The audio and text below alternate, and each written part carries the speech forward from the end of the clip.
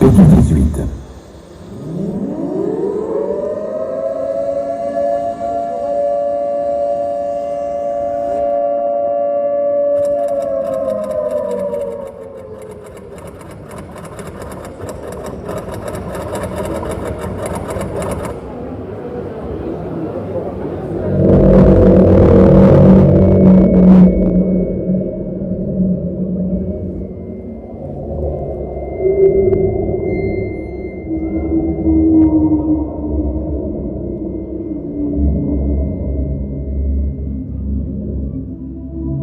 At first, only a few people were infected, but then it spread too quickly, making those affected extremely aggressive and contagious.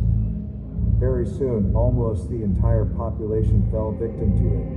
Only small groups of survivors remain hidden in the shadows.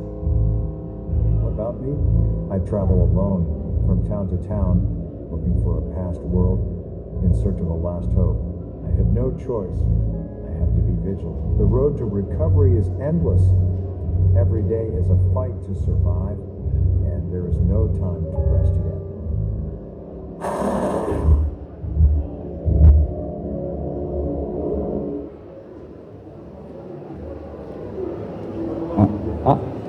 Ça s'applaudit quand même, c'est incroyable, non? C'est fou, ça a l'air trop bien. Alors pour le coup, j'ai pas trop raconté, mais cette vidéo a quand même pris 1 mois et demi à faire. Tu Elle a m'étonnes. été réalisée par une de nos personnes de l'équipe, qui s'appelle Thomas, qui a fait un très beau travail spécialisé en animation 3D. Et je suis vraiment très content.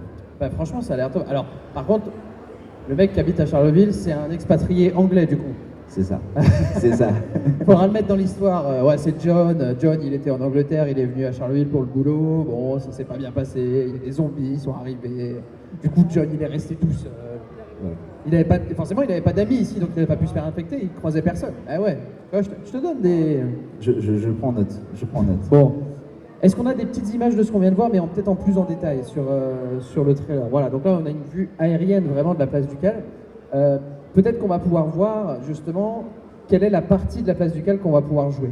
Voilà. Voilà. Du coup, pour ceux qui connaissent la place Ducale, ça va arriver côté nord, les zombies, avec au milieu le I Love CMZ brisé. Et les zombies vont passer autour et le joueur se retrouve à jouer devant la fontaine. Donc là, pareil, nouveau toujours pour les gens qui habitent à Charleville-Mézières. Donc là, à droite, c'est vers la place Nevers, c'est ça? C'est ça. Ok, d'accord. Les zombies arrivent de la place Nevers. Donc là, pareil, du coup, le centre, on va dire, de la place Ducale, la fontaine, avec toujours cette zone jouable, j'imagine, que l'on va voir, voilà. Donc, pareil, comment est-ce que tu fais pour limiter dans un jeu VR l'accès à certaines zones où tu ne veux pas que le joueur il aille? Est-ce que c'est comme dans les jeux classiques? Est-ce que ça va être juste un mur invisible? Mais sachant que c'est de la VR, comment ça se passe? Ah ben, le principe d'un jeu VR est le même qu'un jeu normal, toujours dans Unreal Engine, toujours plutôt facile. On a juste à mettre des murs et qu'on rendra invisible par la suite. Et les zombies n'auront pas le choix de se cogner contre les murs pour arriver jusqu'au joueur. D'accord, donc c'est pareil, les zombies, eux non plus, ne peuvent pas traverser C'est ça. Ok. Et le joueur aussi est également bloqué par la zone de jeu qu'on lui aura donnée. D'accord.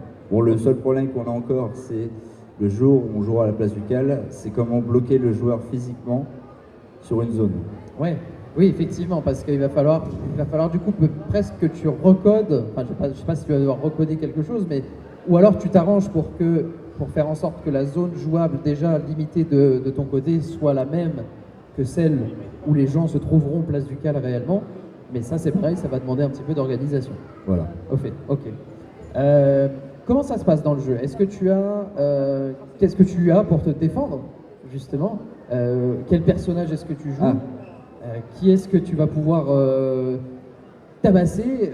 Voilà, dis-nous un petit peu, explique-nous. Du coup, le joueur en VR sera Danny. Ah, c'est Danny. C'est Danny, voilà. Ah, c'est Danny. Tu vois, je te dis, il vient d'Angleterre, c'est sûr, c'est Danny. Et qui sera le joueur principal, donc se retrouve tout seul place Ducale. Pour la suite, on aura 4 joueurs, donc on va recréer 4 personnages qui sont en cours de création actuellement. Bien sûr. Et voilà. Ok. Et alors, Danny, est-ce que tu as déjà imaginé une histoire un petit peu autour du personnage? Comment est-ce que tu développais ton jeu? Jusqu'où tu veux aller dans le jeu en fait?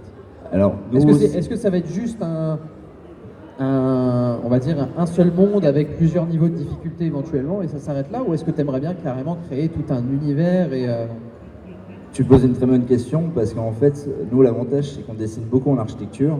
Donc, la ville de Charleville, on commence à avoir beaucoup d'éléments en 3D de toute la ville. Et des parties très bien faites. La place du Cal, c'était le dernier élément manquant. Mais on a les parties des marionnettes, on a les parties place Churchill, on a l'IUT du campus en 3D. Enfin, on a beaucoup de choses qui permettraient de nous faire différents niveaux sur toute la ville.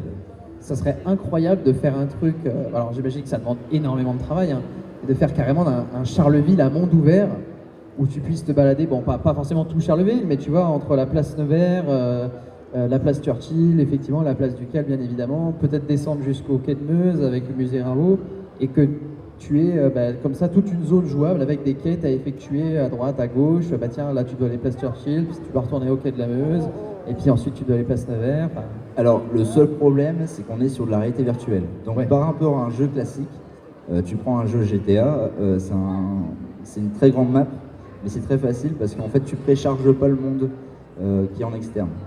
Alors qu'en réalité virtuelle, tu es obligé de tout charger dès le début. Même ce qui est très loin, tu es obligé de le charger dès le début. ah oui.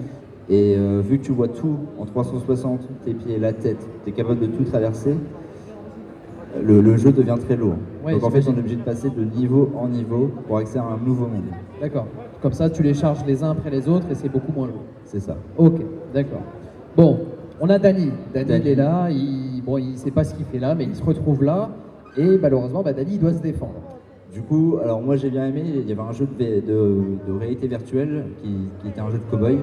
Et du coup, on a repris un peu le même principe où le personnage il aura 2 armes, 2 revolvers, avec un chargeur 6 coups qui devra recharger manuellement en baissant l'arme vers le bas et remonter pour tirer. D'accord. Donc, munitions peut-être illimitées au niveau du jeu. Oui, C'est sympa de ta part. Merci beaucoup. Merci pour les gens mauvais comme moi qui ne savent pas viser. C'est gentil. On apprécie. Mais par contre, 6 coups, ça veut dire que tu dois recharger peut-être. Ouais, est-ce qu'il y aura une animation de rechargement ou est-ce que c'est juste tu mets, ça recharge et... tu baisses ton arme vers le bas et automatiquement ça C'est se recharge. c'est Chrono Trigger quoi. C'est ça. C'est dans le même genre que Chrono Trigger. Ok, c'est simple. Bah c'est nickel, c'est top. C'est top. Donc tu m'as dit que tu auras 2 armes, c'est 2 revolvers, c'est ça? C'est ça. Un revolver dans chaque main? Oui.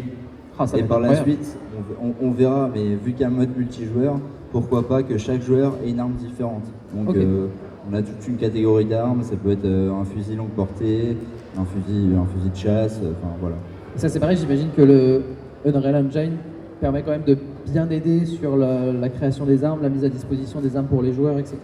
En fait, l'avantage, c'est quand on a fait un joueur de A à Z, on reprend ce module-là, on le duplique et on peut changer les armes facilement. Ah ouais, c'est un gros gain de temps. Du coup. Ouais. Ouais, je comprends. Qu'est-ce qu'on a ensuite? Du coup, les zombies. Ah oui, on n'en a pas parlé encore. Donc là, ça c'est les zombies, c'est les méchants en gros. Voilà, c'est ça. C'est ceux qui vont venir vouloir nous bouffer notre cerveau. C'est ça. Donc les petits qu'on peut voir à l'avant, et il y a le big boss qu'on va voir par la suite. C'est marrant, on voit le I love. Enfin non, on voit le I. On sait pas trop quoi, MZ au fond. On l'a détruit, il Cassé. fait des taches dans le décor. Et ça, c'est le fameux big boss du 3e niveau du coup. C'est dont ça. tu parlais. Ah, il est impressionnant. Il est impressionnant.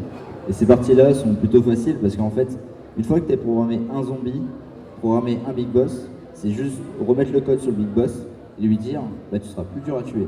On augmente juste un niveau de détail, enfin une barre de niveau, et il est plus dur à tuer. Voilà. Après, tu peux éventuellement lui ajouter d'autres capacités si tu le souhaites, mais là, c'est pareil, c'est du codage supplémentaire. Là, pour celui-là, on voulait ajouter qu'il pouvait tirer des boules de feu.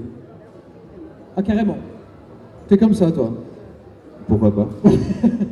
Un zombie qui tire des boules de feu, c'est jouable, ouais, pourquoi pas. Après tout, on est à Charleville, il peut tout se passer. Tout est Il peut tout possible. se passer. Bon, on a notre personnage, on a nos armes, on a notre lieu aussi, on a nos zombies. Est-ce qu'il nous manque quelque chose pour le Non, jeu? je crois qu'on a